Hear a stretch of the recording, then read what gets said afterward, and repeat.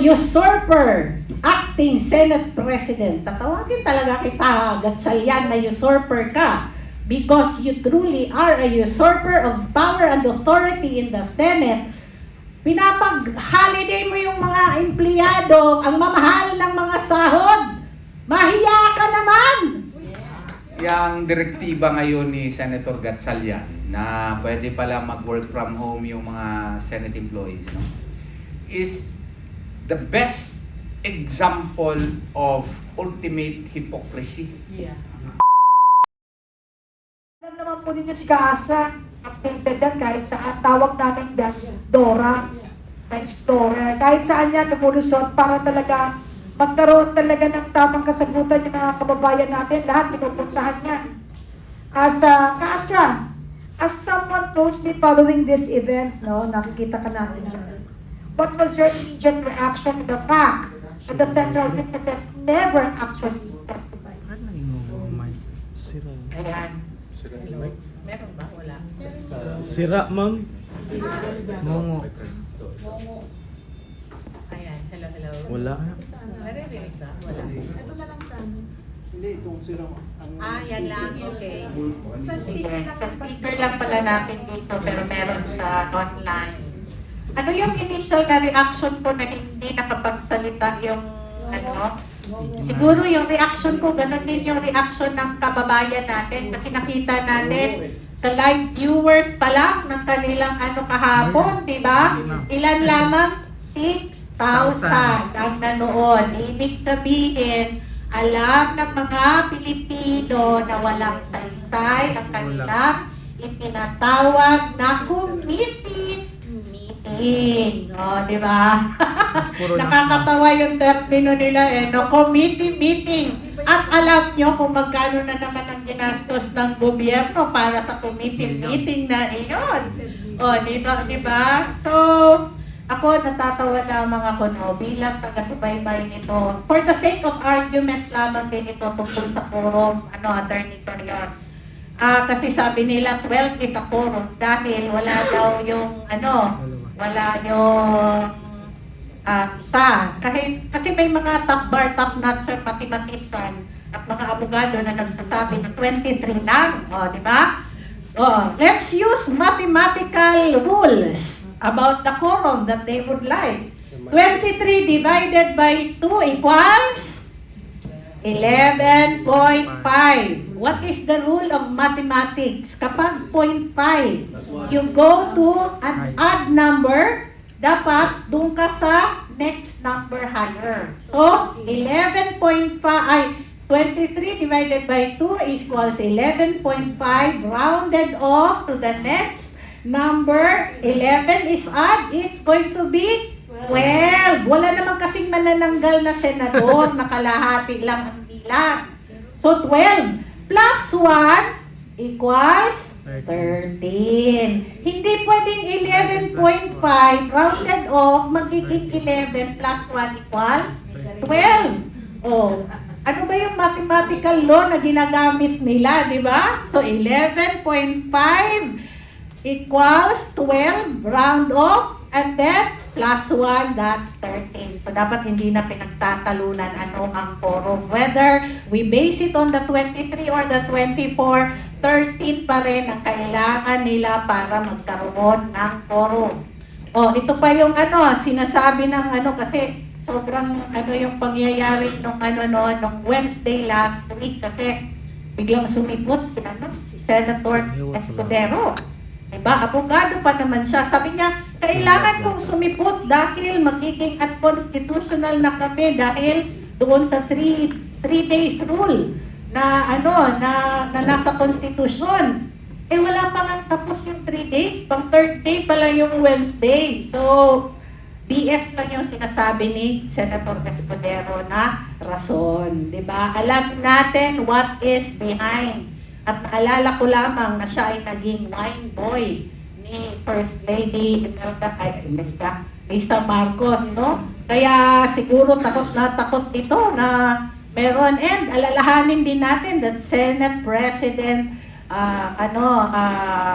Escudero was part also of the GAA preparation and GAA approval. Kasi siya yung Senate President nung panahon na yon. Siguro may hawak sa kanya. Hawak po ang neck. Hawak po ang neck. Oo, hindi na binit, no? Kasi sa pag hindi ka kayang hawakan sa leeg, maninindigan ka sa tama. So, para sa ating mga kababayan na patuloy na sumusubaybay sa Senado, alam nyo, the tipping point of the balance, kasi sabihin na natin 12-12 sila ngayon, no? The tipping point, ang magbabalanse at magtatanggal doon sa 12-12 ay ang Diyos at ang taong bayan na maninindigan para sa katotohanan at para sa katarungan ng bansang Pilipinas na ninanakawan ng mga politikong buwaya. Masyadong strong word. Pero alam mo sa totoo lang, Ka-Astra, yan ang gusto ko sa iyo eh. Walang reservation. Hindi ko po napainom ng brake fluid ko, but yan po ang gusto ng ating mga kababayan, no? Because it's always the fears that will kill us all. Ito po yung katotohanan. Alam mo, manipulado lahat. Kung walang astrang magsasalita, paano natin malalaman ang katotohanan? Even, alam po ninyo ang katotohanan still because of yung mga low vendors. Kanina, sabi mo, committee. Yung una kong nadinig, committed,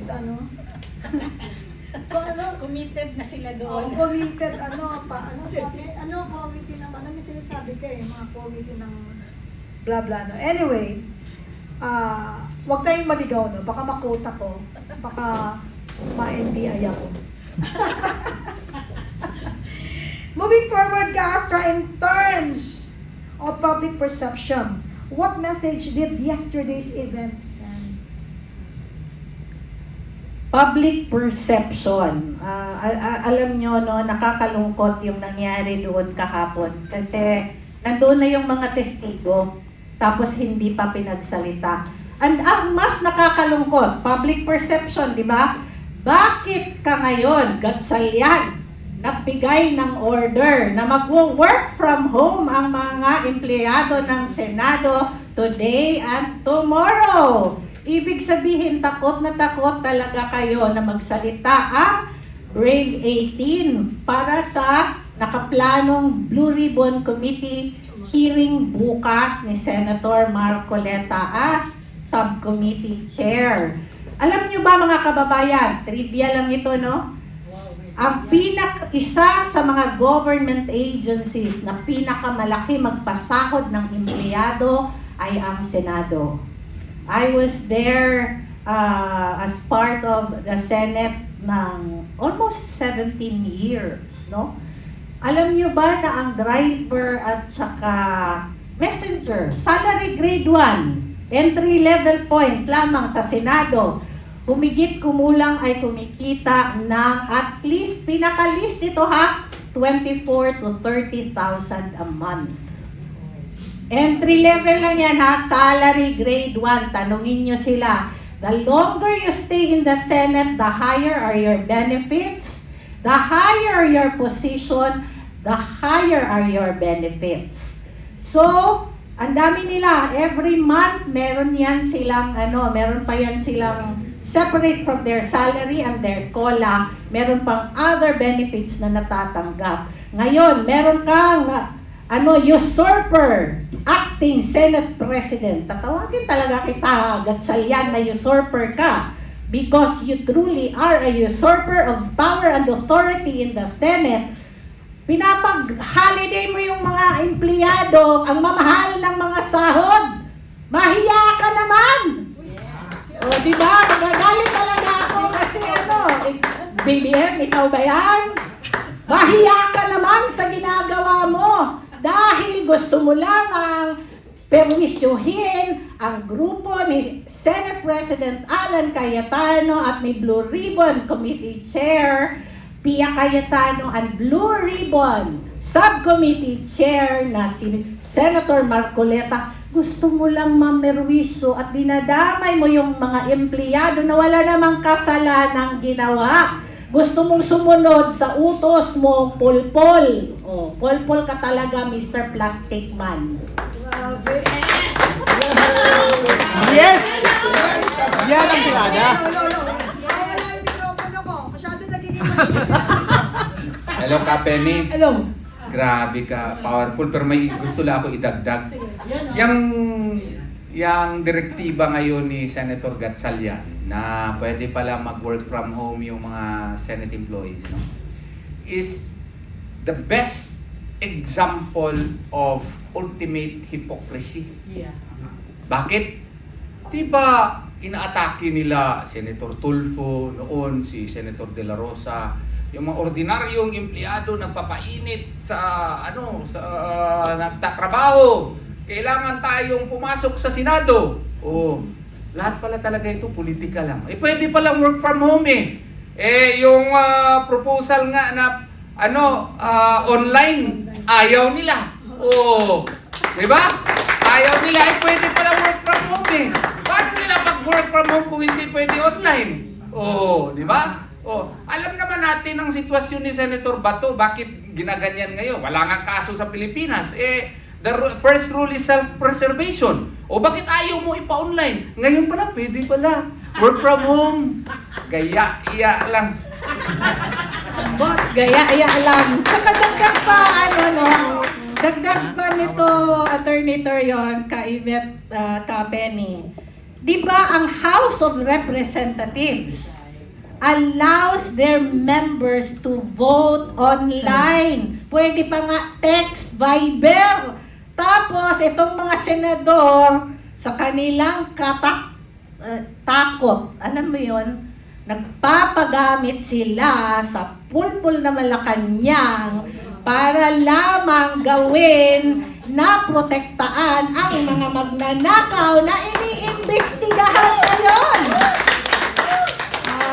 Sorry kasi ano po to live. Hindi ko po makakanto. Dapat meron Anyway, sometimes, alam mo, nakakashock talaga yung mga words. But all the time, lagi natin sinasabi sa mga kababayan natin, it's always the fears that will kill us. Yung truth talaga, yung talagang magtatanggal o mag-aalis ng talikala sa atin para lumaya tayo sa mga ganitong mga klaseng tao na ginagawa tayong alipin sa sarili nating bansa. Diba? So it's time for us to wake up. It's a wake-up call for all of us. Harap-harapan na po tayong, sorry for the word, ikaw na nga lang, baka mamaya, tinatarantado. Yan nga po. Bilang Pilipino, masakit na maliitin ang ating kakayahan na makaunawa at maintindihan natin ang totoong sitwasyon sa ating bansa. Pero akala nila, ganun tayo kaliit ang pinagkukunan. But, I believe sa saying na little knowledge is dangerous. Kaya nga, ang dami dyan, abogado, hindi naman pinakikinggan. Maraming hindi abogado, pilit nagpapaka-abogado, abogado. Di ba? Hanggang sa dumating sila sa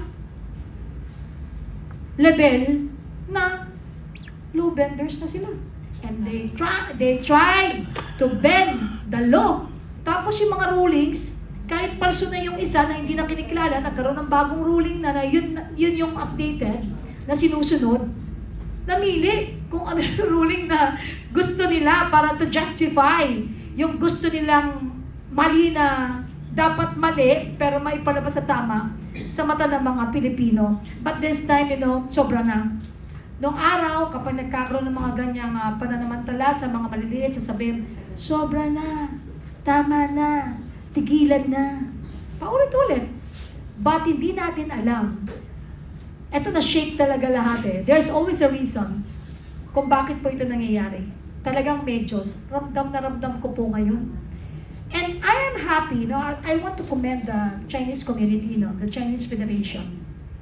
Last night, I think it's last night or yesterday, talagang binigyan nila ng pagkilala at siya yung pinaka-keynote speaker dun sa kanila pong anniversary ba yun? Or celebration. Independence Day celebration at the same time Philippine-Chinese Friendship Day celebration. Wow. And ang good news nga po dito, yung ayaw nilang kinilala. Kasi when you are, malayo, katulad yan, mga Chinese, mga friends natin yan, mga kapatid, mga kamag-anak, mga kaibigan, at kasama sa Pilipinas, katuwang natin sa mga negosyo, pagpapalago ng mga kung anong meron ng Pilipinas. Alam ninyo, nakikita nila yung katotohanan kasi hindi sila nakadikit eh. Dikit-dikit kasi sila doon. Biruin mo, naka-live sila, may hearing, biglang nag-usap pa, tumayo, nag-request. Bakit? First time ko nakakita ng isang opisina ng gobyerno na ang laki ng partisipasyon sa mga Senate hearings. First time yun, ano? Ano yun? Ano opisina nun? Ano nga yun? Yung parang siya yung talagang naghahari doon sa na sunod-sunuran sa kanya yung mga senators. Parang it's NBI ba yun? Ay, kaasay ko nga magpatuloy. Teka, inubutuloy ako sa'yo. Sunod-sunuran ng mga, di ba? Tsaka siya lang yung guest kahapon. Sa hearing, di ba? Wala yung absent yung mga Oo nga. Siya lang, di ba? Siya lang, oo. Siya lang ang present. Ka-event. The members of the House of Representatives who were invited apologized for not appearing on the ground of interparliamentary courtesy. Alam mo, sana po, attorney, abogado po kayo. Ako po is an attorney in fact. Tapos space A, in fact. Alam mo, Kaiver, sana sa susunod, mag-apologize din sila dun sa ginagawa nilang panliligaw at panlilihis ng mga usapin na dapat malaman ng mga taong bayan ang katotohanan. But this time, with Attorney Terion with us, and of course, Kaasra, Attorney Yvette, and all the people na sumusuporta dito para malaman at may parating natin ang katotohanan talaga, nothing will be impossible now. Kasi thanks for the social media, of course. Alam mo ba, i-check po ninyo ngayon, meron po akong isisiwalat. Pwede po akong i-check po ninyo yung AI Meta. Yes. Mag-question po kayo, para po to sa taong bayan naka-live kami. Questionin mo, who is the Senate President of the Philippines? I-explain pa nila. Tapos, hindi po, it's not Gatchalian. Magulat kayo, Chis Escudero. Hindi pa nagpalit. 2026. Hindi po, tapos may ini-explain sila. Very confusing that I'm really amazed because even the Meta AI is talagang na-rule. Not only yung mga low vendors. But now, I want somebody from us naman talaga na kung may nalalaman kayo niyan, ikalat ninyo kasi it's not true. Pati yun. Kasi syempre yung mga hindi naman katulad ninyo na talagang kinakalkal para sa ikapapanatag ng ating bansang Pilipinas, para maiangat natin muli ang ekonomiya talagang gumuho na ng tuluyan. Nauna pa nga gumuho sa lindol. Kaya nga po sana, tingnan niyo po yung AI Meta. Questions now, and you will see kung ano po yung ibig ko sabihin. Talagang masashock po kayo. Moving forward,